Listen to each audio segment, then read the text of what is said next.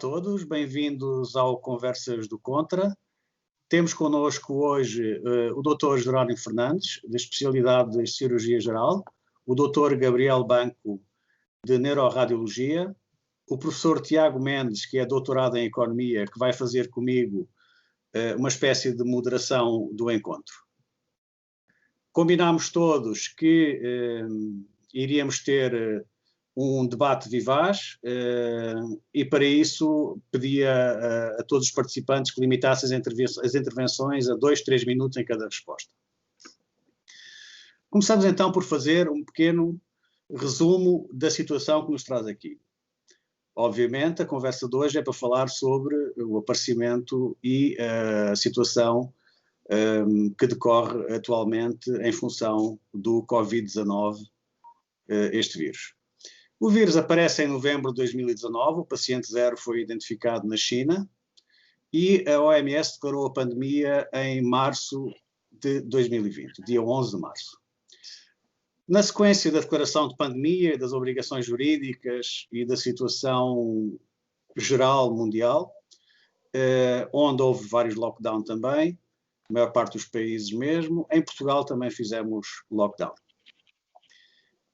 Esse lockdown em Portugal originou uma diminuição da atividade nos hospitais e elevado número de consultas, exames e cirurgias em atraso.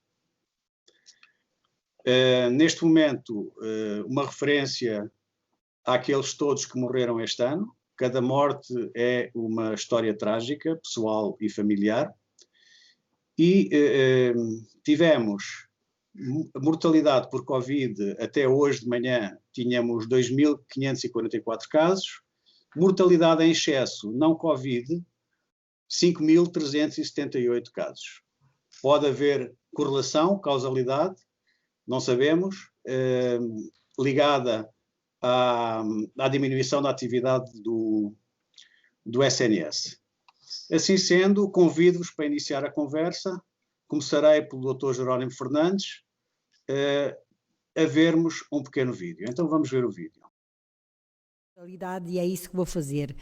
Vou começar por dizer que em Portugal, a mortalidade por Covid é considerada como o evento terminal. Portanto, vou-vos dar um exemplo. Alguém que esteja muito mal com uma doença neoplásica, mesmo que venha a falecer provavelmente dessa doença, se estiver infectada por Covid, nós contamos a infecção por Covid. Portanto, nós em Portugal não estamos a contar a causa básica da morte, mas o evento terminal. E, portanto, o número de óbitos corresponde ao número de infectados conhecidos à data da morte.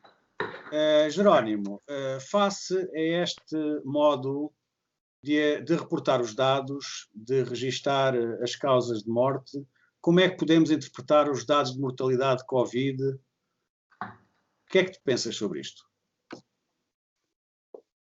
Bom, boa noite a todos. Acho que ainda não o disse.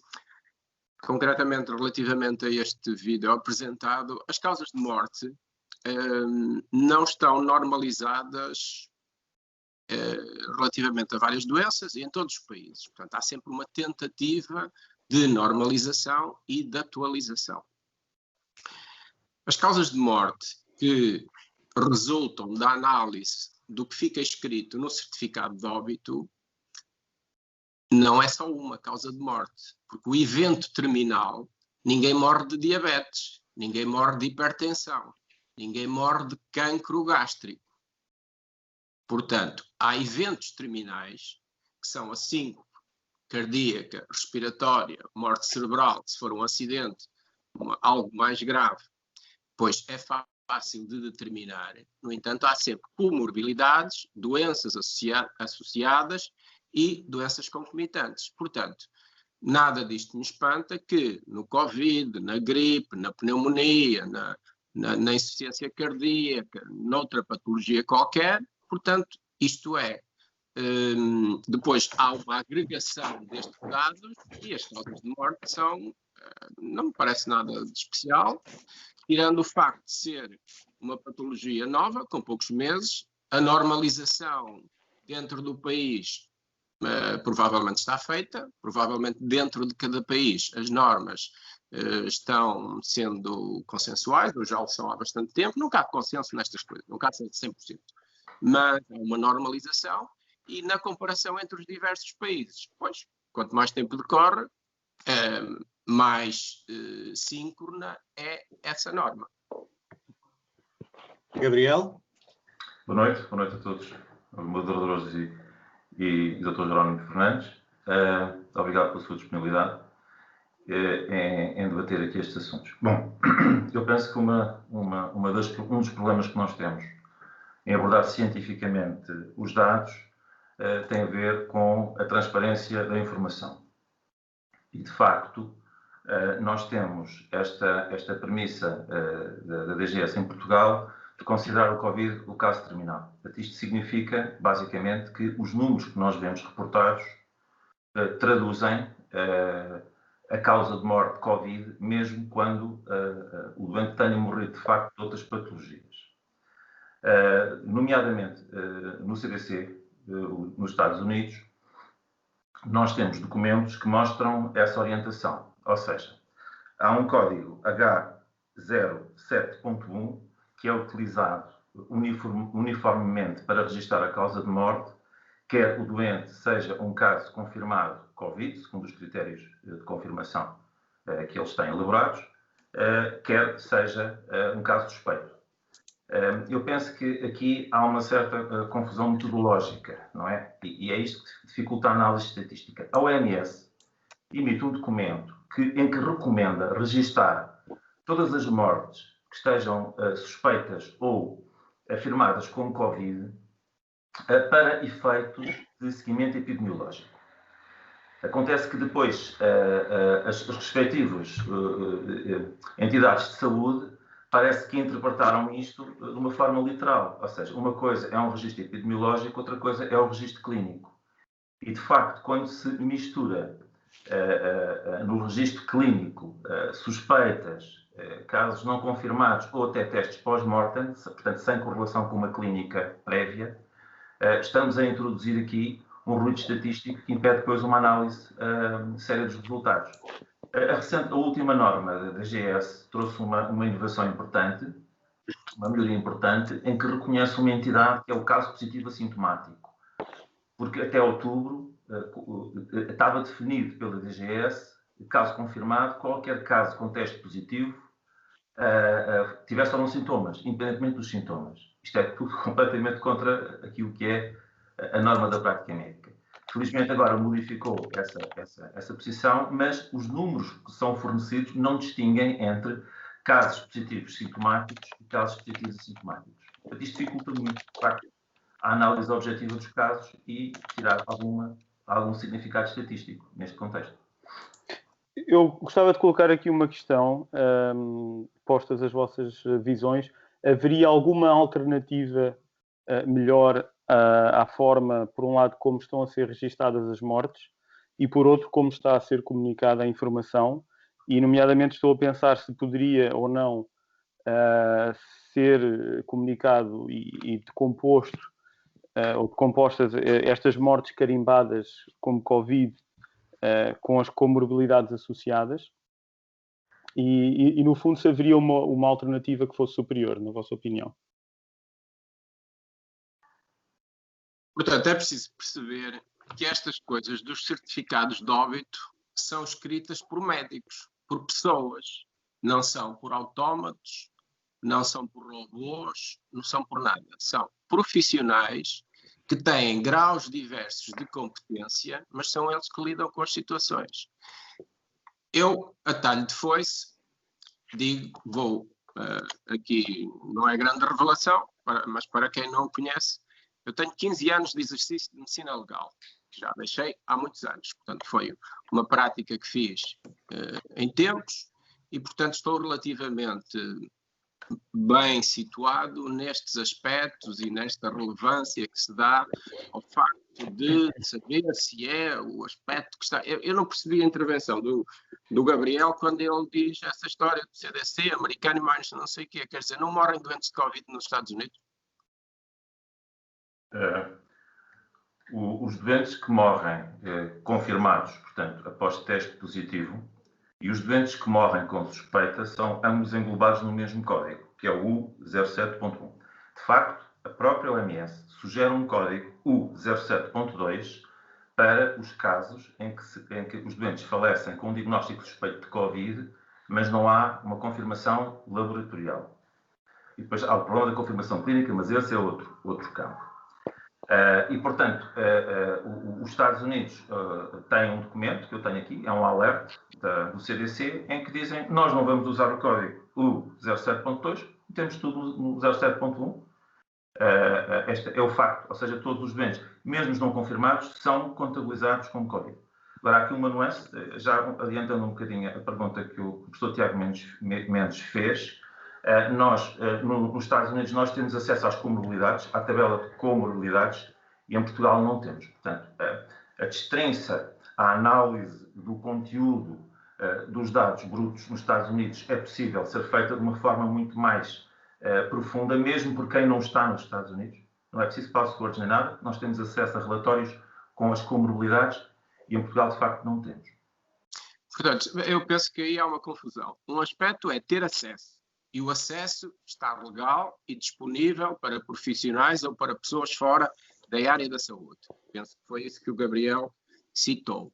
Outra questão é o que, de facto, está mencionado nos certificados de óbito. Penso que não há grande relevância. Repare que eu exerci durante várias vezes e por diversos períodos nos Estados Unidos. Aliás, estive nos Estados Unidos entre meados de janeiro e meados de fevereiro deste ano e estive em hospitais de Nova Iorque quando estava a iniciar-se a pandemia e gostava de ser esclarecido pelo Dr. Gabriel acerca desse problema, dessa questão, já agora.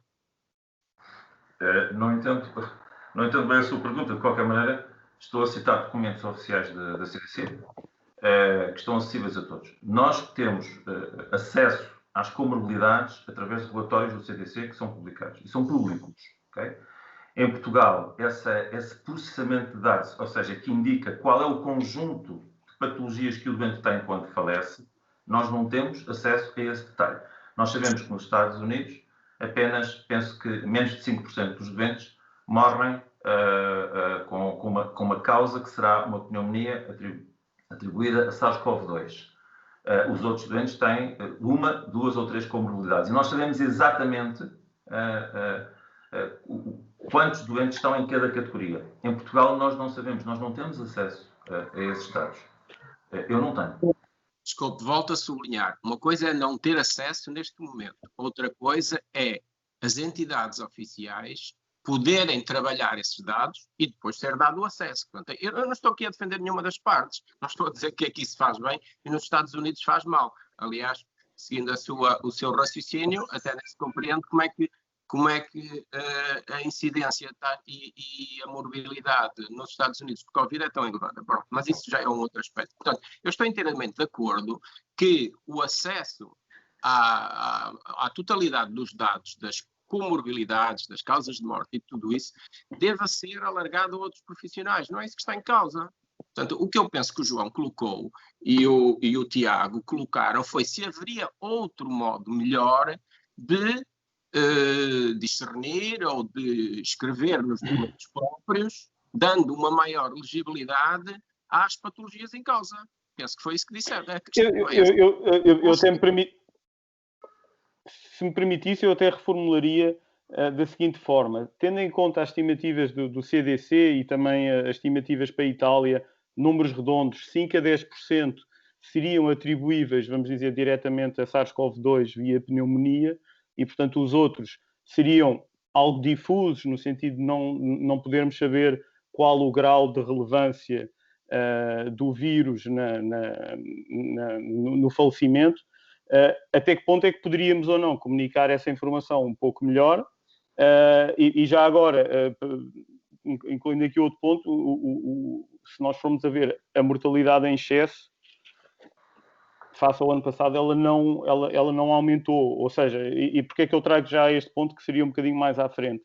Nós estamos a ver muitos mortos Covid, mas olhamos para a mortalidade face aos anos anteriores e vemos que ela está praticamente igual. Portanto, a minha pergunta é até que ponto este carimbo Covid é ou não uma coisa, se calhar inevitável, mas com um grau burocrático razoável, e seria ou não possível, por um lado, fazer melhor a nível desse carimbo, e tendo em conta as comorbilidades, por outro, mesmo se calhar não sendo possível fazer melhor, se poderia ou não comunicar-se os números de outra forma. Uma vez que Deixa-me só dizer uma coisa, Tiago. Considerando aquilo que sabemos da Itália, que globalmente 4% dos mortos indicados com Covid, apenas 4% foi por Covid diretamente, ou seja, pessoas sem outras comorbilidades. A mesma coisa, semelhante nos Estados Unidos, 6%, apenas 6% sem outras comorbilidades. Portanto, pessoas que morreram só de Covid. Neste momento temos 2.544 mortos por Covid em Portugal. Qual seria o número, retirando aquilo que o Jerónimo estava a dizer há pouco, questões de humanas, portanto, de pura competência, de interpretação das diretrizes, mesmas da OMS, orientações da DGS, etc.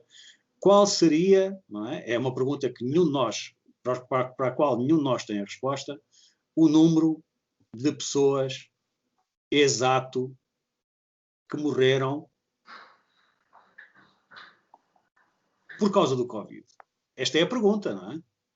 Bom, essa pergunta não tem resposta para já, porque pois não tem.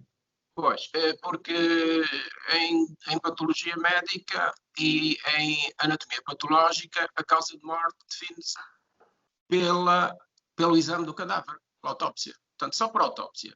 E depois de devidamente interpretados os dados da autópsia é que se sabe a causa de morte. Portanto, quer dizer, tudo isto não se pode querer ter aquilo que não é possível ter. Portanto, neste momento tem-se dados clínicos, tem-se dados laboratoriais e é com isso que temos que lidar. Mas não lidam só os portugueses. Lidam os médicos americanos, os médicos suecos, os dinamarqueses, toda a gente. Portanto, é nisto que nos temos situado. Não podemos estar aqui à espera de situações ideais porque elas não existem em lado nenhum. Portanto, este é o primeiro aspecto.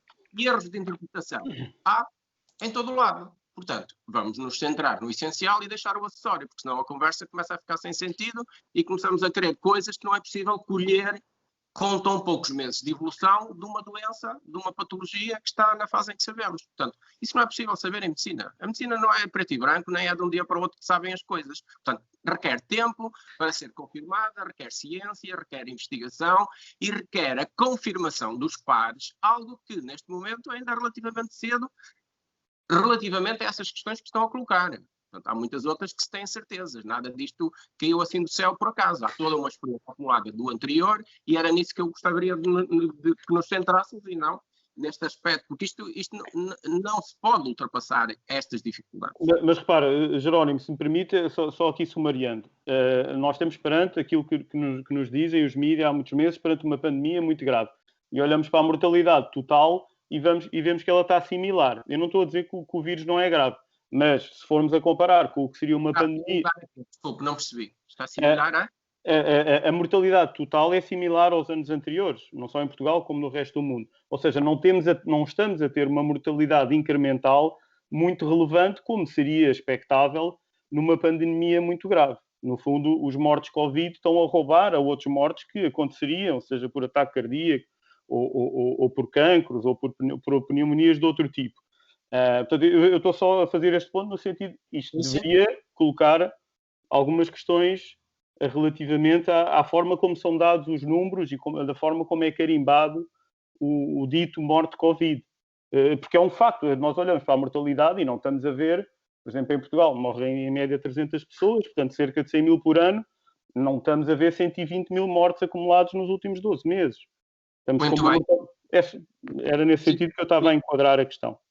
Mas então temos que compatibilizar essa questão que o Tiago colocou, e muito bem, com a questão que o João colocou previamente de haver mortes em excessos. Portanto, entendam-se os dois relativamente a isso. Eu estava a colocar o comentário para os dois, para os médicos debaterem. Não, mas eu devolvo aos dois moderadores. Portanto, é que aqui há uma incompatibilidade. Os números não são fantasias. Ou há mortalidade em excesso, ou não há mortalidade em excesso. O Tiago acaba de dizer que a mortalidade é semelhante aos anos anteriores. Sou capaz de estar de acordo com ele. o João acaba de dizer que há não sei quantos milhares de mortos em excesso. Portanto, temos que ver não, claro que há em excesso. Claro que é. Só que a parte atribuída à Covid é muito pequena. Há mortalidade em excesso em Portugal e não é mistério nenhum. Há pelo menos 3 mil mortos, a mais, provavelmente há mais, em termos anualizados, e que já notei desde maio que essa mortalidade não se deveria propriamente a uma atividade viral, mas sim, muito provavelmente, a dificuldade das pessoas a acesso aos cuidados de saúde. Esta impressão minha é confirmada em junho pela Ordem dos Médicos, que emite esse parecer. E é depois confirmada de forma bastante clara e oficial, agora em outubro, pelo Centro Nacional de Saúde, que é o órgão oficial do Estado, não é? Que confirma que há um excesso de mortalidade de 5 mil mortes, penso eu, que atribui dificuldades de funcionamento do Serviço Nacional de Saúde. E, portanto, isto é o objetivo. Outra coisa é nós compararmos o que é a mortalidade por doença respiratória. E aí a mortalidade está, de facto, em linha com os outros anos. Há um trabalho feito por Pedro Almeida Vieira, que está a fazer, que não é médico, está a fazer um doutoramento, mas não na área da medicina, mas que faz essa análise de números e refere que não há excesso de mortalidade. Mas, portanto, eu penso que há, e as entidades oficiais já se pronunciaram em relação a isso, um excesso de mortalidade por falta de acesso e alteração de funcionamento, dificuldades de funcionamento dos serviços de saúde. Deixa-me só dizer uma coisa. Desculpa, Jerónimo. Navegamos um bocado na maionese porque não temos dados de qualidade. Não temos dados de qualidade relativamente às comorbilidades e aos mortos de Covid, ou com Covid. Não temos dados de qualidade relativamente às taxas de ocupação dos hospitais, das UCI.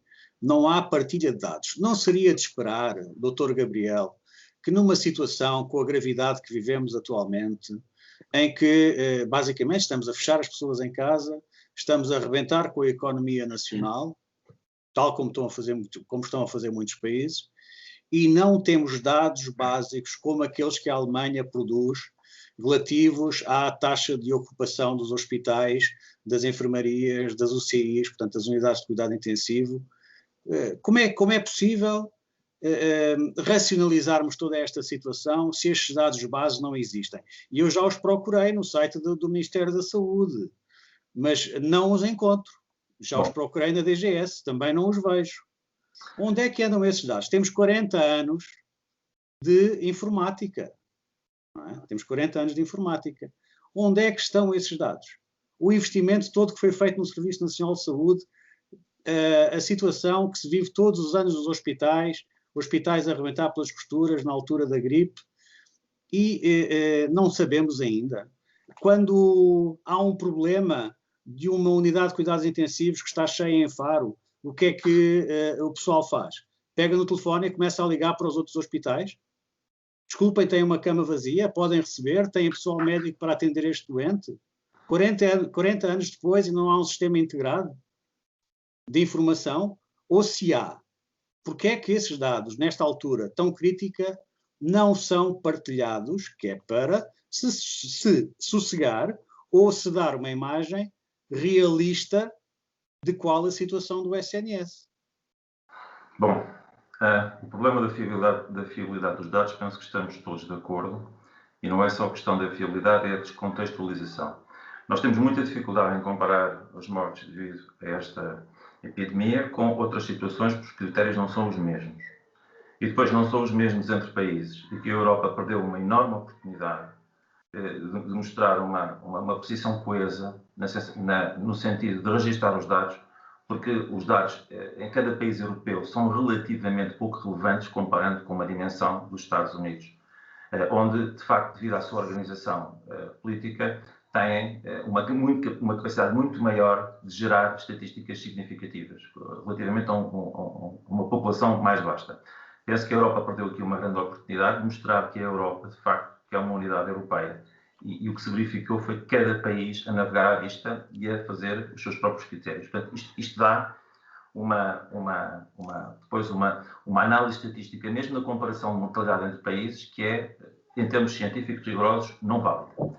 A minha abordagem deste assunto tem sido sempre uma abordagem em termos científicos básicos, ou seja, eu analiso os diagnósticos, a forma de processamento da informação a nível científico básico, baseado em artigos científicos mais na área médica e não propriamente tanto a nível epidemiológico. Não é?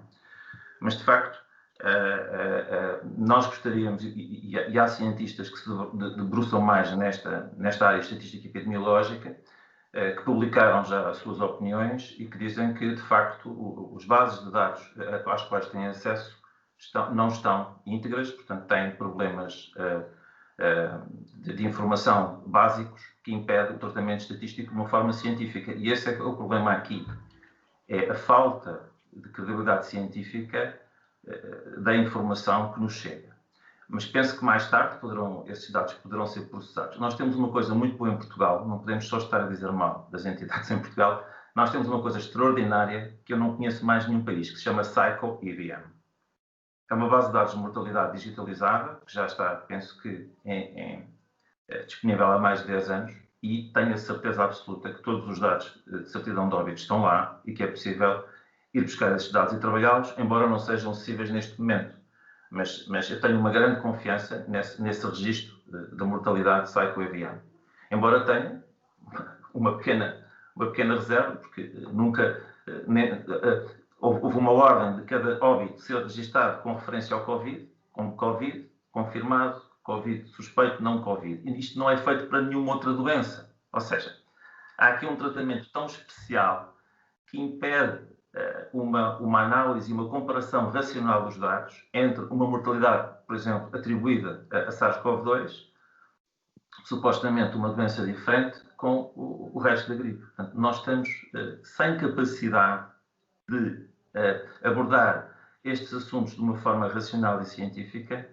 Estamos basicamente, quando olhamos para estes números, que basicamente o que nos dão é número de testes, número de casos ditos confirmados e número de mortes, e isto é o mesmo que olhar para uma caixa negra.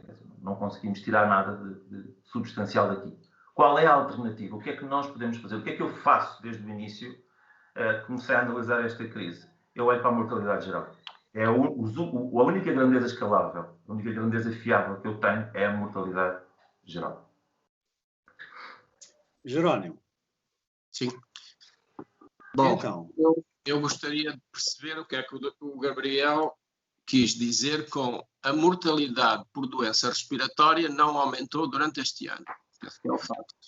Agora, que a mortalidade geral terá aumentado, é provável. Eu, por acaso, escrevi um artigo no Observador, em fins de março, foi publicado na primeira semana de abril, onde textualmente está assim este parágrafo.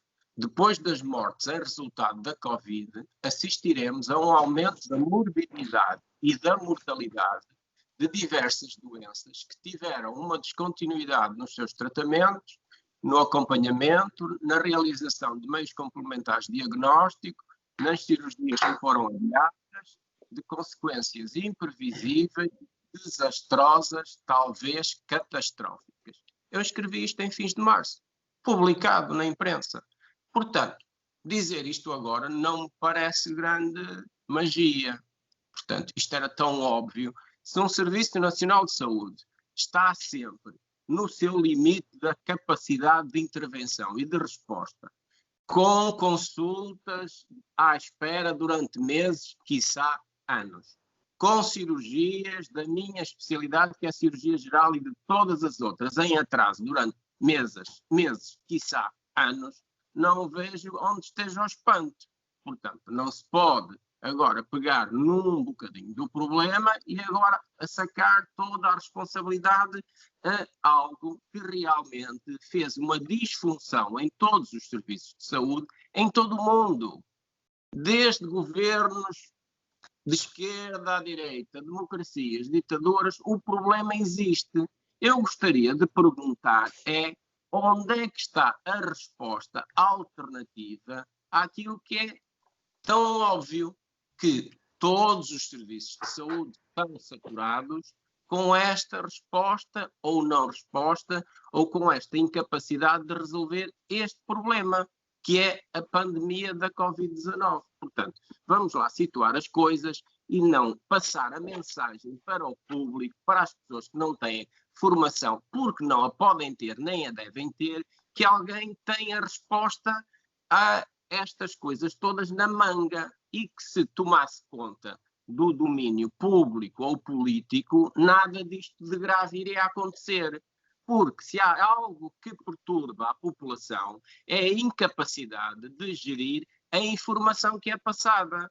E se essa informação foi mal passada pelos nossos políticos, também é mal passada por alguns profissionais da saúde. E, concretamente, já que estamos por aqui, e que o Dr. Gabriel é um dos pontas de lança de uns ditos médicos pela verdade, que eu não sei o que isso é, nessa designação de pela verdade, pensamos que os outros são pela mentira. Portanto, eu também gostaria de ser esclarecido relativamente a isso. Desculpe lá, Gabriel, deixa-me dizer uma coisa. Nós estamos aqui em representação apenas de nós próprios, individualmente. Portanto, se o Gabriel quiser responder a isso, muito bem. Mas deixe-me só dizer uma coisa. Jerónimo, em finais de março fizeste o teu artigo.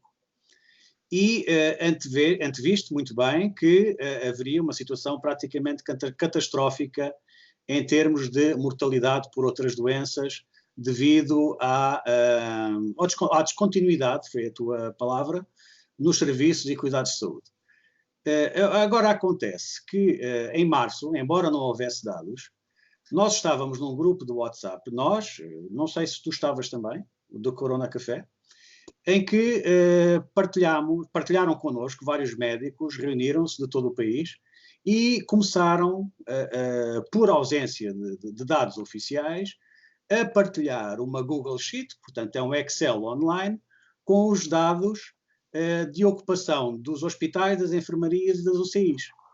E, mesmo em março, os dados mostravam que as UCIs nunca estiveram acima de 35% globalmente. Portanto, não estando globalmente acima de 35%, é sempre possível para um hospital transitar doentes para outro. É uma viagem de ambulância, temos um país relativamente pequeno.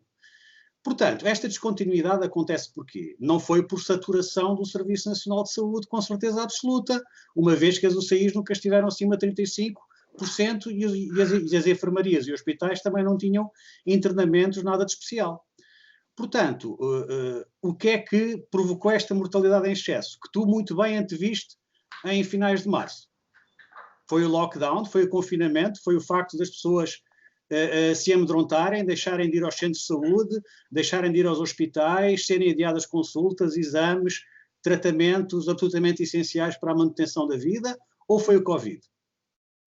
João, eu gostava que me explicasses onde é que fostes buscar esse número das UCIs que estavam ocupadas a 35%. Já me parece o doutor António Costa, quando anteontem disse que o Serviço Nacional de Saúde tem 15 mil camas. No limite, podem ser todas adstritas à Covid. Quer dizer, isso não faz sentido nenhum. Se 35% das camas das UCIs estavam dependentes ou afetas à Covid... Não foi isso que eu disse. Não foi isso que eu disse, Jerónimo. Eu disse 35% das camas estavam ocupadas. Portanto, com doentes de todas as patologias. 35% do total com doentes de todas as patologias. Então, não só Covid. Então ainda é pior do que o que eu interpretei. Tocava-te na cabeça, entra-te na cabeça que 65% das camas das UCI estivessem em ar e vento, não ocupadas. Ora, explica-me lá a tua dúvida. Eu não sei, estou-te a perguntar a ti, porque eu vi os dados e vieram de médicos. Tal como tu és médico, eles também são médicos. E os dados vieram de médicos. Isto em março. Em março, no pico da mortalidade da pandemia. Isso é mentira, isso é um facto que não tem pés nem cabeça, não tem ponta para onde se lhe pega. Vamos lá ver se nos conseguimos situar nas coisas. Sim.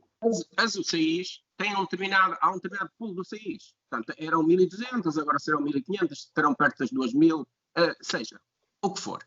Houve hospitais que, logo de início, na primeira linha, destinaram um determinado número de camas de UCIs para receber doentes Covid. E destinaram um determinado número de enfermarias ou de camas desse hospital para receberem doentes de Covid. Os hospitais não pararam a 100%. Estamos a brincar com os números ou quê? Não pararam a 100%. Muito bem.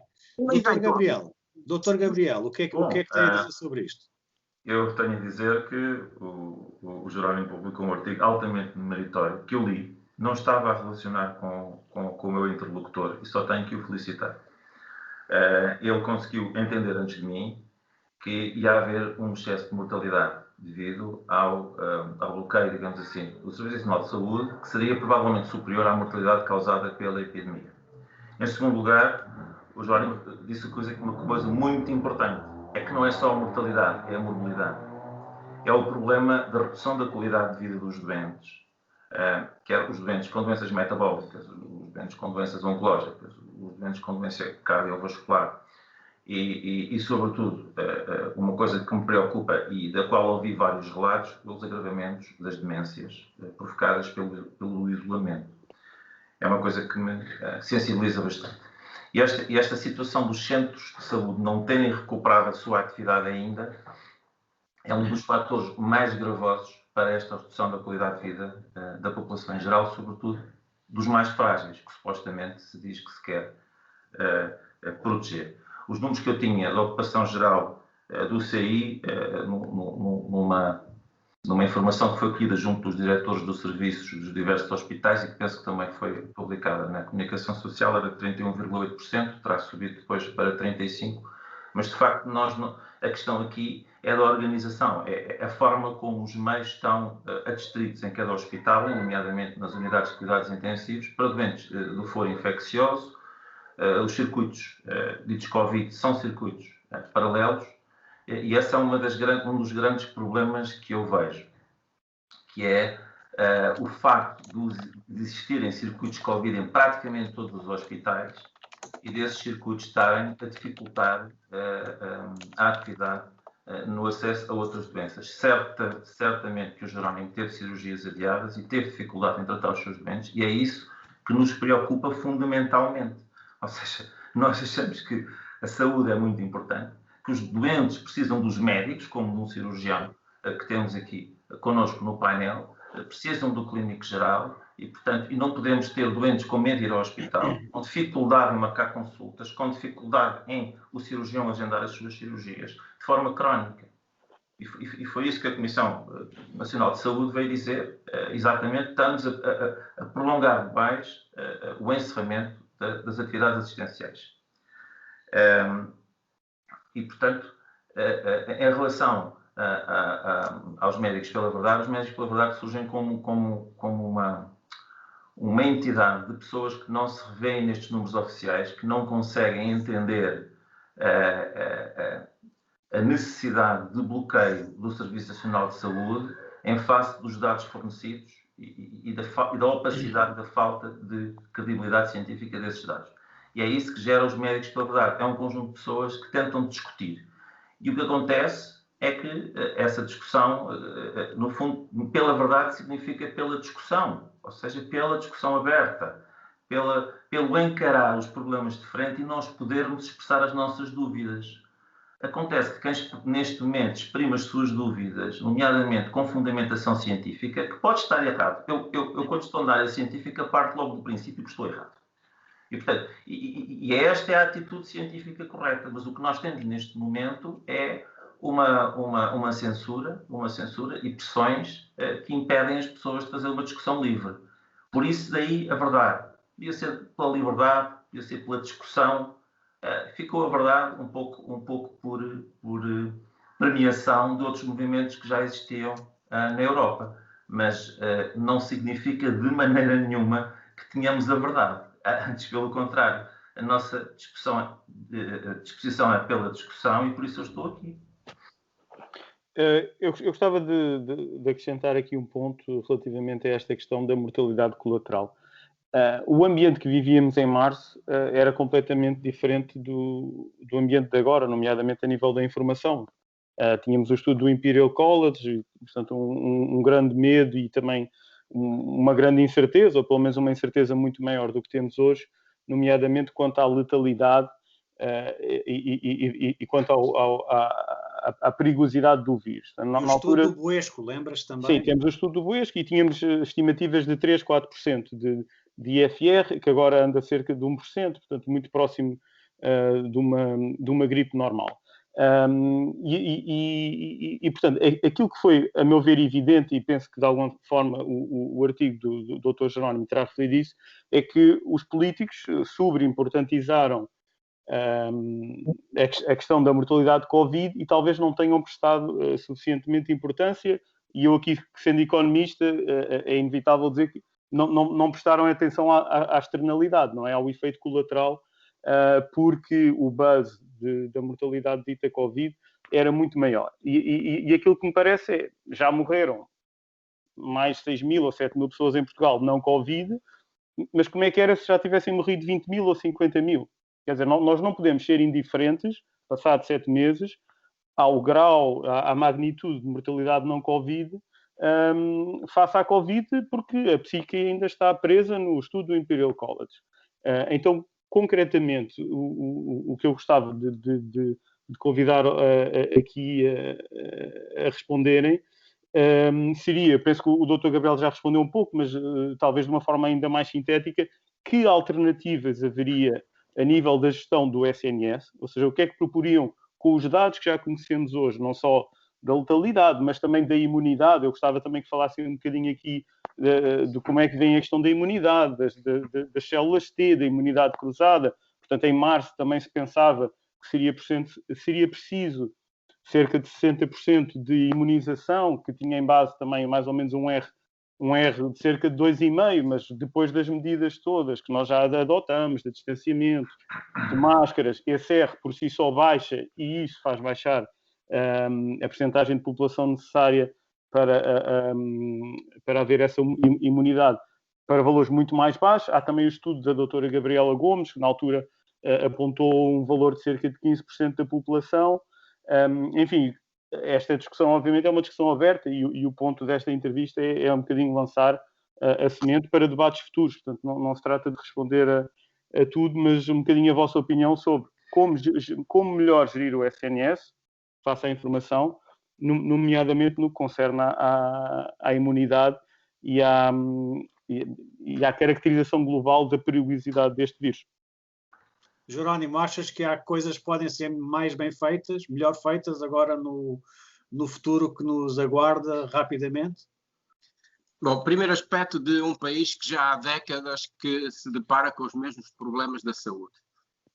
Não se compreende como é que, sendo a base do nosso sistema de saúde o Serviço Nacional de Saúde, e bem, não haja uma integração dos outros e diversos parceiros que de vez em quando são chamados para resolver problemas da saúde. Isto é, não se percebe como é que neste país não há uma integração dos dados vindos do privado e do social ou convencionado, quando os doentes são por vezes partilhados ou em determinadas situações esses mesmos subsistemas, ou antes o sistema privado e o social, são chamados a dar resposta às falhas e às deficiências do Serviço Nacional de Saúde. Portanto, desde logo, e já há muito tempo, e aqui poderíamos entrar por uma questão política, mas não vale a pena andarmos muito por aí, mas isto é tão óbvio que se desperdiçam recursos, multiplicam-se exames, multiplicam-se N procedimentos, quando os doentes andam a saltitar de um lado. Isto era básico que acontecesse. E nesta chamada, ou na falta de apoio que o sistema privado de saúde em Portugal não deu nos meses de março, abril e maio, tem muito a ver com este antecedente. Tudo isto já devia estar integrado há muito tempo. Agora, eu tenho que sublinhar o seguinte, e há 2 ou 3 hospitais do Porto que eu conheço muito bem, e outros do país. Não passe pela cabeça de ninguém que 60% ou 70% das camas dos hospitais, das camas em geral, ou 60% ou 70% das camas das UCIs dos hospitais centrais do Porto, nomeadamente o Hospital de São João e o Hospital de Santo António, estiveram sem ocupação. Que não se passe essa mensagem, porque isso não aconteceu em lado nenhum. E ainda, o que aconteceu em adiamentos de cirurgias e adiamentos de consultas, obviamente teve repercussões negativas nos doentes. É sabido, isso é tão evidente que não é preciso ser sublinhado, porque de facto não houve a preparação, a previsão do que viria por aí. Já em março se sabia. Mas em março, abril e maio, muita gente também dizia, e alguns experts diziam, que não ia haver segunda vaga, que isto era um problema de uma gripezinha e que iria passar como era na primavera.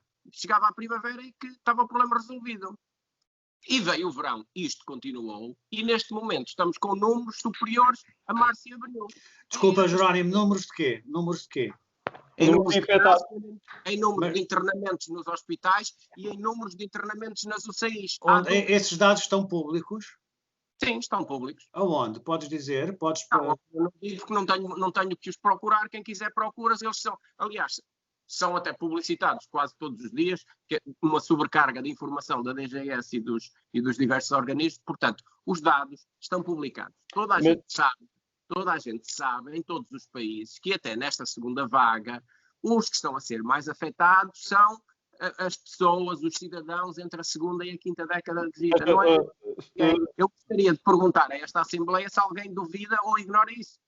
Não, Dr. Jerónimo, permita-me, por favor, refazer e reiterar aqui a pergunta. Eu acho que ninguém aqui discordaria que algumas mortes colaterais seriam inevitáveis, sobretudo no início, por causa da incerteza e do pânico, etc. Agora, daí a achar que todas as mortes colaterais, sejam 10 mil, ou 20 mil, ou 50 mil, são toleráveis e que a política é aceitável porque a DGS está a fazer o melhor que pode, a minha questão é, podemos fazer melhor ou não? O Dr. Jerónimo... Estamos inteiramente de acordo. Mas concorda que poderia-se mudar a política no SNS? É assim, eu não sou médico, portanto eu não vou aqui dar uma opinião, mas faz-me alguma confusão. E já vamos entrar na política de testagem a seguir, mas a parafernália de testes, a forma como são internados positivos por motivos sociais ou sem sintomas, a forma como o pessoal médico está artilhado como se estivesse a lidar com o ébola, etc. Isso é ou não exagerado? E eu repito que isto não é uma opinião, estou apenas a suscitar a questão, porque eu não sou médico e tenho muito respeito pela vossa especialidade. A minha questão é, poderia ou não ser feito melhor? O que é que o Dr. Jerónimo proporia? Porque senão nós vamos dizer que morrem 50 mil e é indiferente.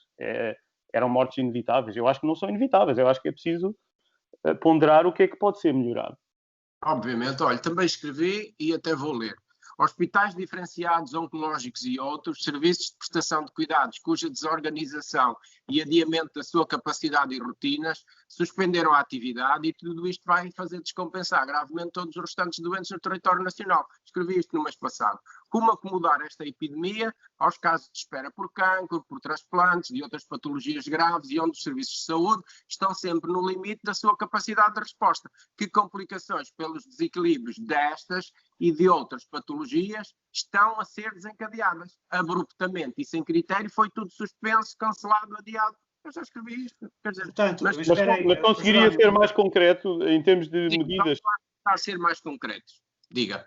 Não, Jerónimo, só uma pergunta. Então, mas a atividade foi suspensa. O Gabriel já vai falar. A atividade foi suspensa, mas os hospitais estavam com a capacidade lotada? Como? Não percebi. Tu acabaste de dizer que a atividade seria suspensa nos hospitais. Que no teu artigo anunciaste isso.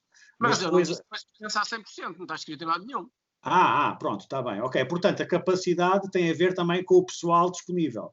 Contudo, tem a ver com as instalações, tem a ver com os equipamentos e tem a ver com o pessoal disponível, preparado e diferenciado. Portanto, houve pessoal que ficou em casa, que de baixa, doença, etc. O SNS sofreu também uma falta de recursos humanos durante este período. Sim, se eles já sofrem em condições normais, com esta sobrecarga é óbvio que se notou muito mais. Muito bem. Gabriel, o que é que queria relativamente à pergunta do Tiago? Alternativas. Bem, primeiro eu tenho que dizer que tenho uma enorme desilusão em relação ao que está a passar. Eu dei uma entrevista ao Camilo Lourenço em agosto e nessa entrevista exprimi a convicção de que o Serviço Nacional de Saúde estava mais preparado, já não estava a enfrentar algo totalmente desconhecido e que não iria colapsar na época gripal seguinte, que começou agora em novembro. E sinto uma grande desilusão, de facto, nomeadamente com as medidas que estão agora a ser anunciadas, mais uma vez em contracorrente a parte política com a parte técnico-científica, não é? Quando o Conselho Nacional de Saúde diz, cuidado, não podemos continuar com a atividade programada encerrada, e depois o Governo toma este tipo de medidas. Portanto, há aqui uma desconexão entre a parte política e a parte técnica que nos ultrapassa. O que é que há concretamente a fazer? O que há concretamente a fazer, a meu ver, porque há muita coisa que nós não sabemos e, portanto, não podemos tomar atitudes muito afirmativas em relação ao que não sabemos. Parece que a taxa de letalidade, a última que eu tenho oficial, é aquela que o Ioannidis calcula nos Estados Unidos e que o CDC adopta, que é 0,23, ainda é um pouco elevado, embora já abaixo de algumas gripes mais graves, mas ainda é um pouco elevada. Nada a ver com o 0,5 que sistematicamente alguns comentadores na televisão estavam a divulgar, mas que logo nesse trabalho do Ioannidis, que é mandado para publicação em maio, se diz que provavelmente será revista em baixa, porque ainda os números estão muito condicionados pelos focos principais de infecção. O que é que há a fazer em concreto? Os hospitais não podem tornar-se nem ficar reféns dos circuitos Covid. Os circuitos Covid são circuitos pesados, que consomem tempo, quer nos profissionais, nas proteções individuais, quer nas desinfecções que são feitas aos trajetos e aos equipamentos. Ainda agora estive em contacto com os responsáveis de um hospital em que consegui reduzir 15 minutos o tempo de espera antes de começar a limpeza de uma sala, por exemplo, de tomografia computerizada. Foi uma grande vitória, pequenina, mas é o que eu consigo fazer. E, de facto, os hospitais, há um limite para os circuitos Covid. O circuito Covid tem que ser feito. Se necessário, reservam-se hospitais só para doentes Covid, mas os circuitos Covid não podem bloquear a atividade do hospital. E este princípio tem que ser incorporado e aceito. Há mais uma pequena melhoria na última norma da DGS, de outubro. Neste momento, um doente urgente já não pode ficar retido à espera do teste de Covid. E garanto-lhes que ficava. Em março, ficava. E na patologia cerebrovascular na qual eu atuo tem consequências dramáticas. E costumo muito, como médico, assistir a esses momentos. Mas, atenção, dentro dos hospitais eu tenho que cumprir as normas que são da DGS, independentemente das minhas opiniões pessoais, e isto tem que ficar muito bem definido. Depois, há que alterar a política de testes. Não se pode considerar, equiparar um teste positivo com um doente infectado. Isso não é verdade. Eu digo isto desde sempre, que tive a oportunidade, enfim, em meios de comunicação colaterais, não foi colocada essa questão, e isto tem a ver com outra coisa que se tem que alterar, que é o discurso oficial. Nós, na minha opinião, um dos dramas desta crise é a política do medo.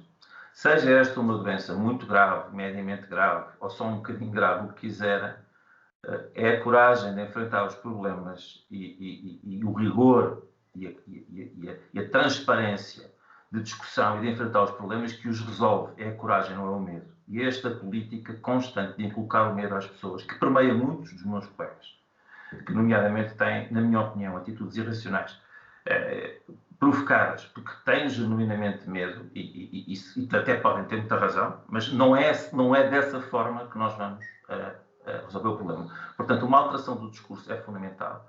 Estabelecer critérios de diagnóstico que tenham em atenção qual é o valor preditivo dos testes. E isto não é uma crítica para a Organização da Saúde em Portugal, é uma questão transnacional. A falta de racionalidade na interpretação do resultado dos testes, o desprezo pela estatística, o desprezo pela matemática. Eu fiz um pequeno ensaio só matemático baseado no teorema de Bayes e nas características técnicas dos testes. Foi censurado com outras coisas. E, portanto, há um bloqueio da comunicação, há falta de transparência nos dados e temos que acabar com esta política do medo. Portanto, basicamente, eu propunha, para não me alongar muito, duas vias, circuitos Covid completamente separados, bem definidos, que não possam bloquear totalmente a atividade dos hospitais. E há outra coisa que tem que ser retomada o mais urgentemente possível, que é os centros de saúde. E depois há outro assunto que temos que pensar muito bem e que me diz a mim muito como médico e deveria dizer aos meus colegas. Os diagnósticos de uma doença são feitos através da clínica.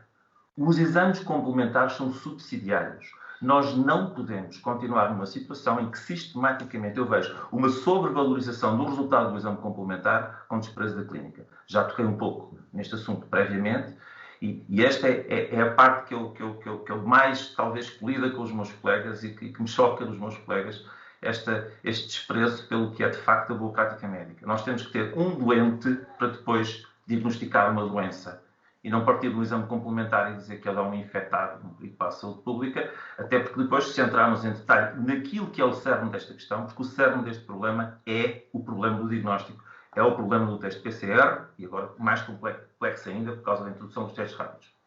Nós temos quase... Há coisas simples que nós podíamos melhorar.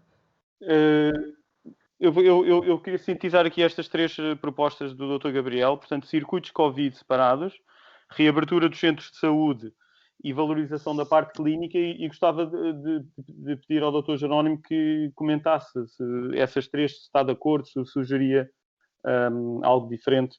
Antes de passarmos a 2 pequenos pontos que o tempo está a terminar. Muito bem. A valorização da parte clínica. Sem querer ser assintoso ou conflituoso com o Gabriel, eu gostaria de perceber como é que ele compatibiliza esta sua convicção do reforço da componente clínica, muito bem, com os tais falsos positivos e assintomáticos aos quais não se deve dar crédito. É que eu não percebo como é que se compatibiliza isso numa questão de uma doença infecciosa, numa pandemia, em termos epidemiológicos. Portanto, quando o contágio é sabido que nos assintomáticos também se realiza. Portanto, eu não percebo muito bem como é que se pode compatibilizar estes 2 aspectos. Relativamente aos circuitos Covid, pois é óbvio, os hospitais foram aprendendo. Queria aqui realçar um pormenor. A taxa de letalidade, obviamente, vai baixando, mas isso é fruto da experiência das equipes profissionais. Com qualquer doença acontece assim. Com as doenças infecciosas também. A taxa de letalidade, neste momento, diminui, fruto da maior capacidade. Já se sabe as drogas que funcionam melhor, as ventilações, as proteções, tudo isso. Portanto, nada disto espanta. Agora, no início, ninguém sabia disto. Hoje foi-se melhorando. Também gostaria de dizer aqui 2 aspectos relativamente à informação. Porque o que falhou muito aqui e continua a falhar, se bem que ultimamente tenha havido uma tentativa de acerto na política de informação, é que as entidades competentes responsáveis perderam a credibilidade junto da informação, da população.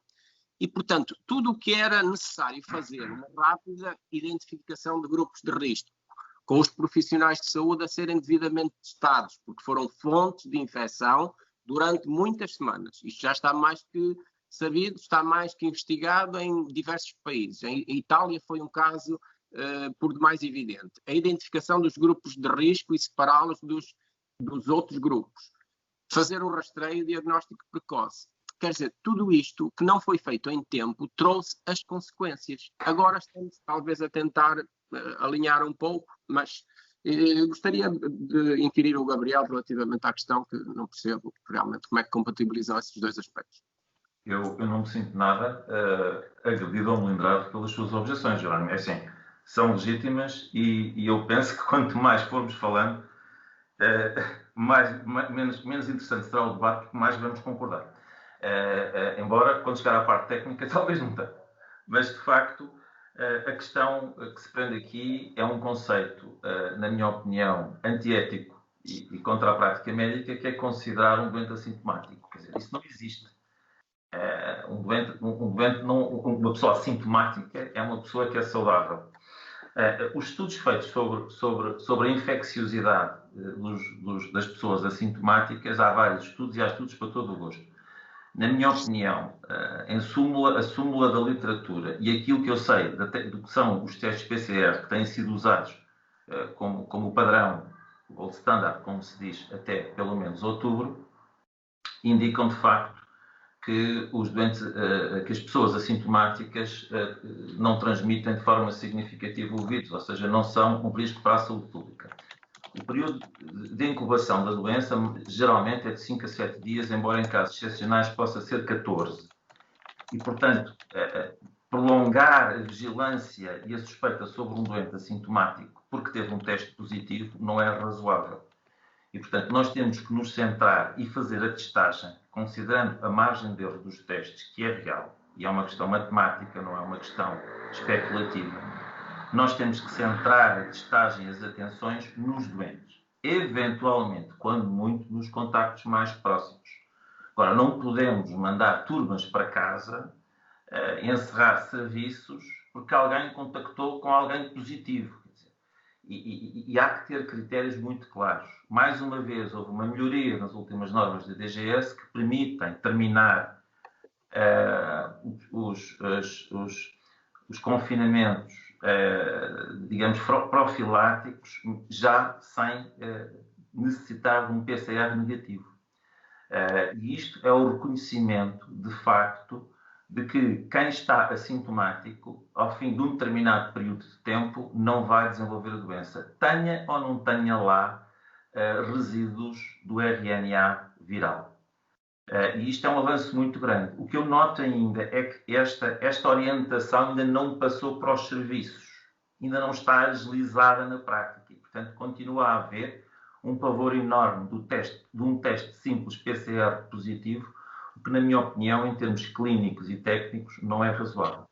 Talvez esteja aqui alguma discordância minha com o Dr. Jerónimo. E eu permitia-me pegar rapidamente neste ponto, e sobre a política de testagem, perguntar ao Dr. Jerónimo se concordaria, ou como é que veria estas duas questões. Por um lado, mudar um bocadinho a política de testagem para ter um foco em pessoas sintomáticas e apenas contactos muito próximos, ao invés de uma política mais de rastreio. Por exemplo, há um positivo e a empresa toda faz testes. Não, há um positivo que não assintomático, se calhar nem é preciso fazer, mas se for um positivo sintomático, faria a esposa, o esposo, os filhos, etc. Mas não uma ótica de rastreio. Em primeiro lugar, se concordaria com essa mudança, sabendo que com isso, obviamente, os testes, se calhar, passariam de 30 a 35 mil, se calhar para 5 mil a 10 mil, e, obviamente, a taxa de prevalência na amostra seria muito maior, o que faria com que a margem de erro pós-teste, que eu tenho falado bastante, fosse, de facto, muito mais baixa, de acordo com o teorema de Bayes, é um resultado puramente matemático. A segunda questão é se concordaria com a exigência de contraprova perante um positivo, ou seja, apenas seria declarado caso confirmado com 2 positivos consecutivos, ao invés de 1. Nós sabemos que em março, abril, havia muito medo e que a preocupação principal eram os falsos negativos, e com alguma razão de ser. Mas os falsos positivos têm sido cada vez mais importantes, não só no verão, mas agora recentemente, porque, considerando a especificidade dos PCR, considerando que eles dão positivo a outras infecções, a matéria viral, mesmo que não haja infecção, que enfim, tem uma série de problemas também ligados aos ciclos de ampliação, que agora não temos tempo para falar, poderá ficar lá para outra conversa, mas os falsos positivos são muito relevantes, porque nós hoje em dia temos 97% de assintomáticos, salvo erro.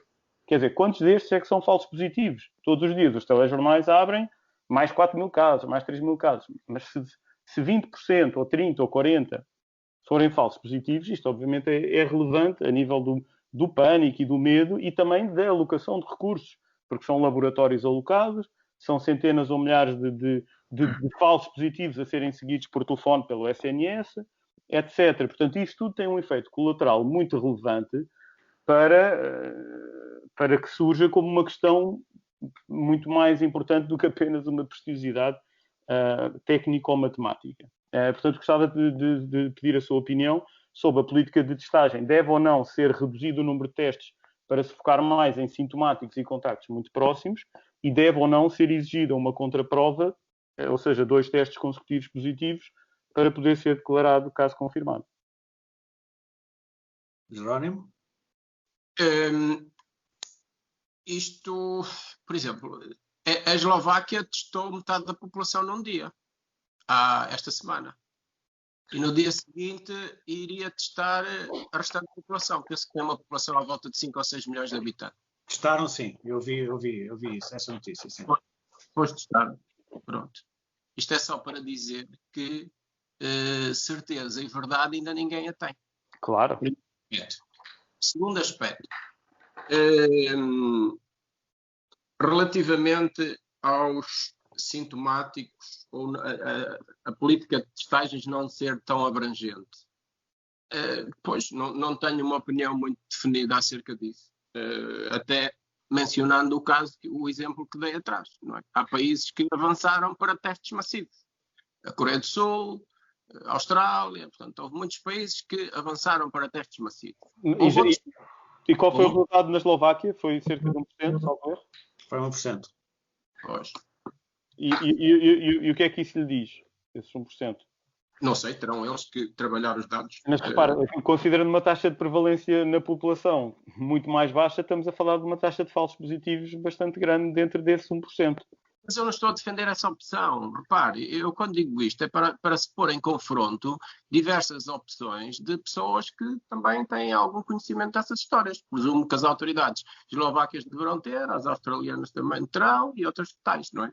Portanto, se é válido ou não mantermos a nossa política de testes com apenas haver um caso numa escola ou nisto ou naquilo, é provável que seja. Não tenho uma forte convicção, como vejo disparidade em diversas análises e em diversos casos, portanto, não me permite afirmar com toda a certeza que é melhor isto ou é melhor aquilo.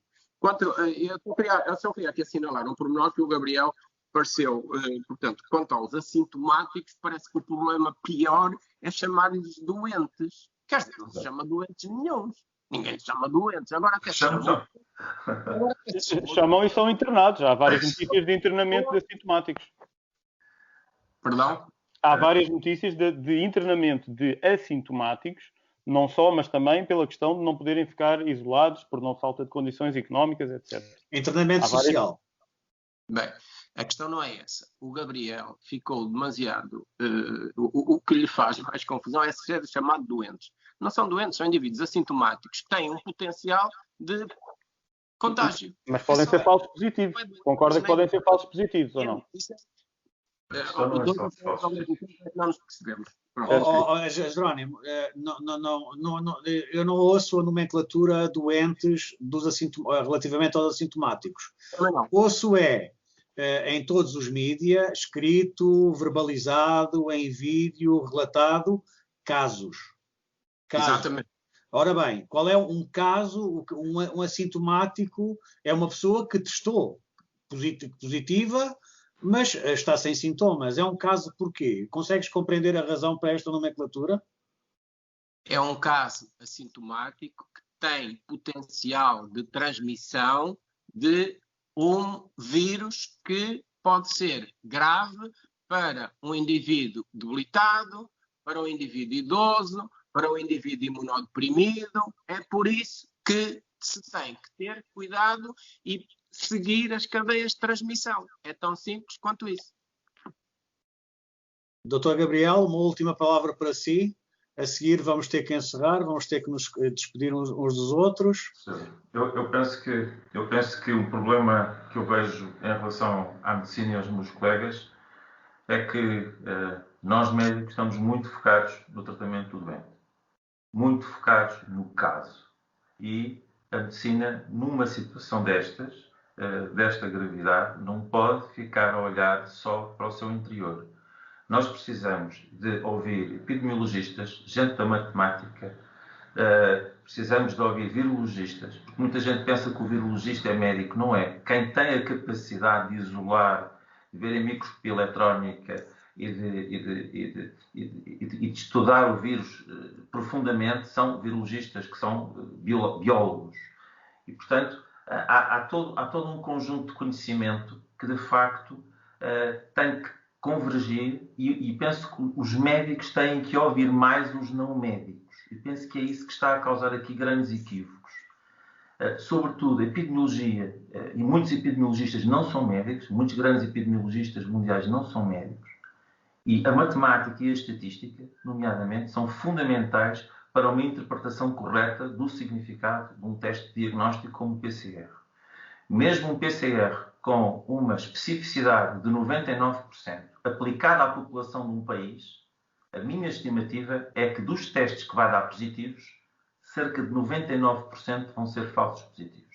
Certamente o professor Tiago Mendes terá números mais moderados, ele tem uma metodologia diferente da minha, ele introduz um conceito muito importante que é a prevalência na amostra, que é uma perspectiva muito conservativa, porque a prevalência na amostra testada pode concentrar os casos, se testarmos os positivos e diminuir o efeito falso positivo, o efeito de baixa prevalência, que é o efeito bayesiano. Mas isto feito à população de um país, em termos de significado, de valor preditivo do teste, é uma catástrofe. E, portanto, o meu apelo é que nós, médicos, temos que ouvir mais os outros. Muito bem. Jerónimo, Gabriel, Tiago, foi um gosto. O Contracorrente gostaria muito de fazer outra conversa do Contra convosco, se estiverem disponíveis. Continuamos ligados e faremos o desafio. Jerónimo, ok por ti? Ok. Combinado. Gabriel? Com certeza. Posso só, por mim, Diz. combinado, mas entretanto eu obviamente não resisti a pegar aqui no Excel e fiz uma simulaçãozinha, se me permites, rapidamente. Portanto, se nós obtivermos 1% de positivos no total, com especificidade de 99% e sensibilidade de 95%, teríamos cerca de 90% a 95% de falsos positivos. E chamamos casos. E chamamos casos. Se tivéssemos uma especificidade de 99,5%, teríamos 50% de falsos positivos. Quer dizer, mas 99,5% já é muito. De qualquer maneira, 50% a 90% de falsos positivos penso que é já bastante relevante. Não cabe aqui. Qual é a alternativa? Como se controla então uma situação destas em pandemia? Não sendo com testes, não sendo com testes PCR, não sendo através da imunologia que só dá o passado, não sendo prosseguindo neste caminho, como se controlam estas epidemias? Eu deixaria essa tua pergunta como mote para a próxima conversa. Era o que eu ia sugerir. Fico muito grato a todos por Obrigado ter dado a oportunidade de debater finalmente, cara a cara, não é em presença física, é através de meios tecnológicos com colegas. Foi uma honra. Muito bem, muito obrigado a todos. Muito boa noite, boa tarde ou bom dia aos ouvintes e até uma próxima. Muito obrigado.